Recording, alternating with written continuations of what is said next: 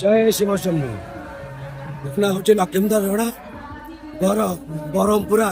बाणबिहारपुर। आज आमर ये शिव मंदिर शिव पीठ ये हूँ 500 वर्ष तलर मंदिर। से चाड़ घर थिला बहुत वर्ष पर प्रभु आशीर्वाद आज मंदिर टी आज मंदिर बर्तमान प्रतिष्ठा आज शेष दिन कार्यक्रम आज्ञा प्रत्येक दिन हजार हजार लोक भक्त आसुंच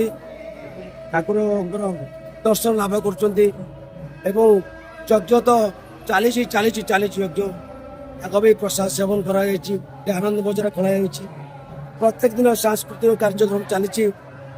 आज आम बर्तमान सांस्कृतिक कार्यक्रम चली आप आगे देखु हूँ बहुत बड़ मंदिर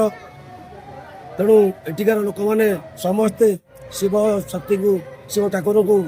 सम्मान दिखती भक्ति करती तेणु तांकरी आशीर्वाद आज ये मंदिर टी तेणु तार आज प्रतिष्ठार चतुर्थ दिन चली ग्रामवासी तरफ आम आम अंचलवासी बहुत धन्यवाद हो ठाकुर आशीर्वाद समस्ते भल रुहतु यही लीला आग को माड़ी चलू। मो ना हूँ रुद्र नारायण रणा घर ब्रह्मपुरा बाणबिहारपुर। आज कार्यक्रम है दीर्घ 18 वर्ष धरी ए मंदिर ता पूर्व चाल घरटे थिला ये बाबा अमृतनिधि राज प्रतिष्ठा दियो बाकी जहाँ को प्रतिष्ठा करते एत वर्ष पर बाबा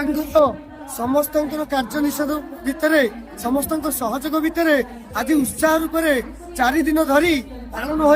आज संपूर्ण भाव उल्लसित भाव सबकि सरी आज बाबा आशीर्वाद बहुत लोग ये कृपा लाभ करती आ बहुत लोग ठाकुर आशीर्वाद उपकृत हमें ठाकुर पाखी जी भी थे मानसिक करने को आसे एटू के खाली हाथ जाए ना निश्चित भाव से किसी ना कि फलप्रद पाते आ बाबा आशीर्वाद समस्त पाखे रही था बाबा अमृतनिधि समस्त को कृपा करी आशीर्वाद कर रखु ये कामना सेवायत भाव समस्त मंगल कामना करुच्ची बस। जय बाबा अमृतनिधि जय भोलेनाथ।